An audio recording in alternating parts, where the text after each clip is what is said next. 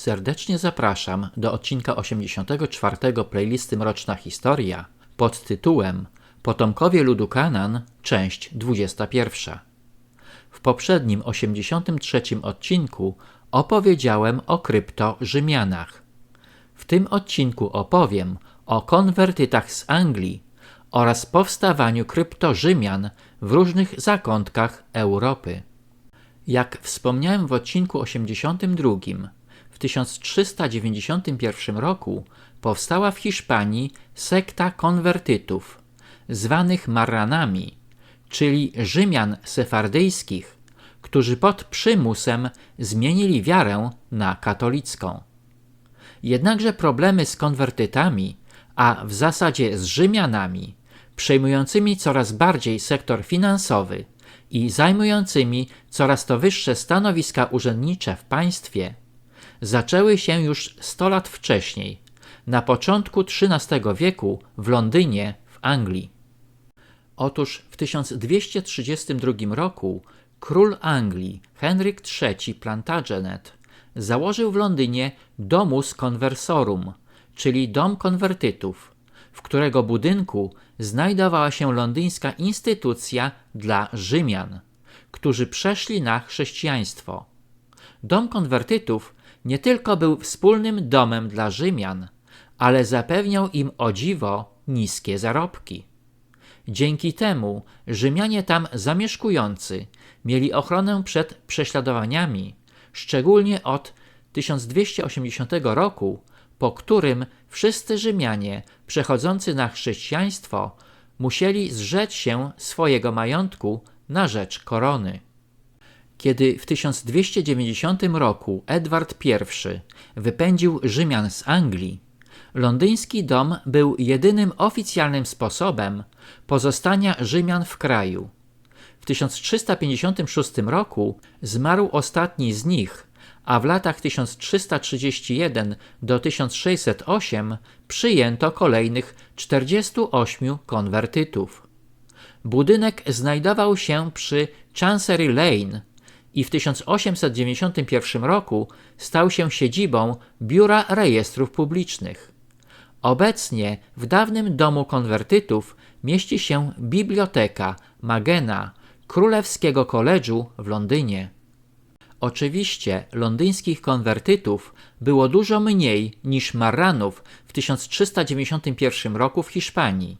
Niemniej należy się domyślać, że również i oni tylko oficjalnie wyznawali wiarę katolicką, praktykując w tajemnicy obrzędy judaistyczne. Rzymianie nie tylko przechodzili konwersję na katolicyzm, ale również na islam, stając się krypto-Rzymianami islamskimi. W 1839 roku doszło do pogromu społeczności rzymskiej w mieście Maszhad w Kajar w Iranie. Pogrom ten nazwano Al-Laghdad, co oznacza w języku perskim sprawiedliwość Bożą. Doszło wówczas do masowych mordów Rzymian i nawracania na islam pod przymusem. W konsekwencji pogromu w Mashdad Rzymianie zaczęli aktywnie praktykować kryptojudaizm, powierzchownie wyznając wierzenia islamskie. Kolejną grupą krypto-Rzymian islamskich byli Donmi, Sabejczycy zamieszkujący Imperium Osmańskie.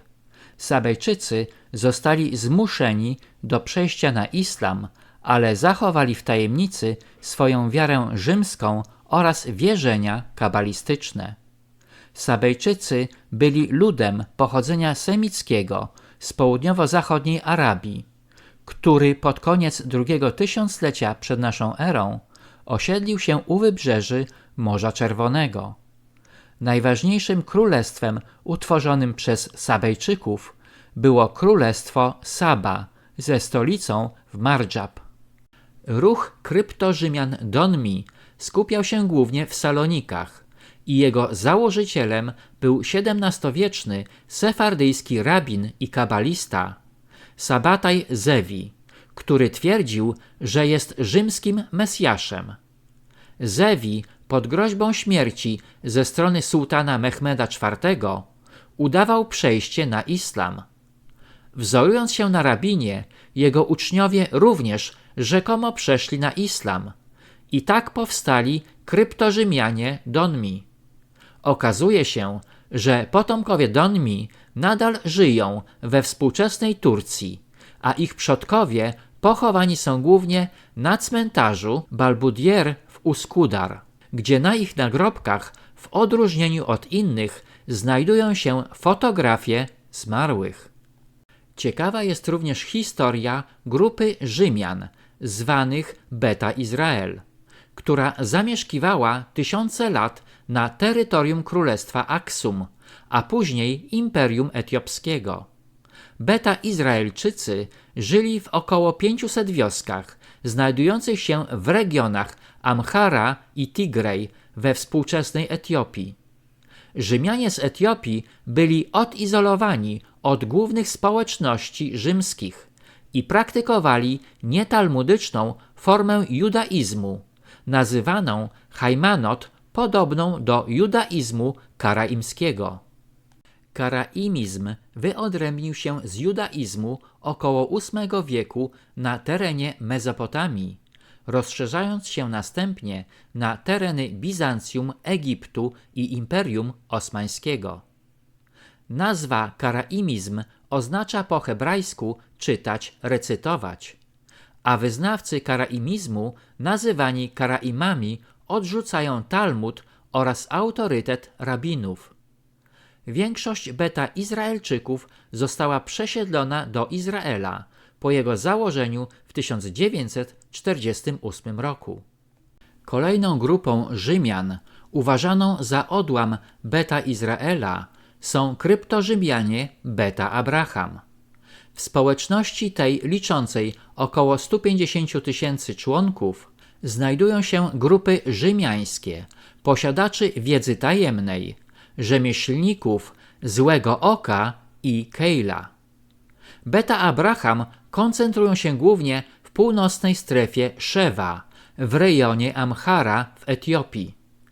Pierwsza fala Beta Abrahamczyków napłynęła w latach 1692 do 1702 za panowania księcia Szewy, Negasi Krestosa, a kolejna w latach 1730 do 1745. Głównym powodem migracji tych Rzymian była chęć poprawy ich warunków życia. Jakie były powody wypędzania i nawracania Rzymian na katolicyzm czy islam? Częściową odpowiedzią na to pytanie były agresywne działania Rzymian dążących do zajmowania wysokich stanowisk urzędniczych, ich wszechobecność na dworach królewskich oraz opanowanie sektora finansowego. Powodowało to stopniowe zubożenie i degradację zarówno ludności chrześcijańskiej w Hiszpanii, Portugalii i Anglii, jak również w krajach muzułmańskich, jak na przykład w Turcji. Bogactwo narodu wynika z postępów cywilizacyjnych i przede wszystkim z pracy, a więc podział majątku, którego największą część zabierali Rzymianie, musiało spowodować automatycznie zubożenie pozostałych grup społecznych, jak katolicy czy muzułmanie. Dodatkowym, szczególnie groźnym zjawiskiem było powstanie krypto-Rzymian, jak na przykład Marranów, którzy oficjalnie głosząc wiarę katolicką praktykowali w tajemnicy judaizm, przenikając nawet do elit Kościoła katolickiego. Krypto-Rzymianie, niezależnie czy ogłaszali się katolikami czy muzułmanami, dzięki ukrywaniu swojej judaistycznej wiary, mogli jak kameleony zmieniać swoje barwy w zależności od sytuacji. Pochodzili głównie od Sefardyjczyków, jak i Aszkenazyjczyków, aczkolwiek nie można wykluczyć, że ich przodkowie wywodzili się od 10 zaginionych plemion Izraela, o których opowiem w innym odcinku. Aby dokładniej przyjrzeć się działalności kryptorzymian, W następnym odcinku zajmę się postacią będącą potomkiem Maranów. Dziękuję za wsparcie mojego kanału przez Buy Coffee 2, link pod filmem. W celu rozpowszechniania przekazywanych treści proszę nie zapominać o subskrypcjach, polubieniach i komentarzach.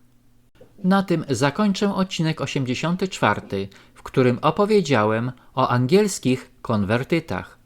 Serdecznie zapraszam do odcinka 85 pod tytułem Potomkowie ludu Kanaan, część 22.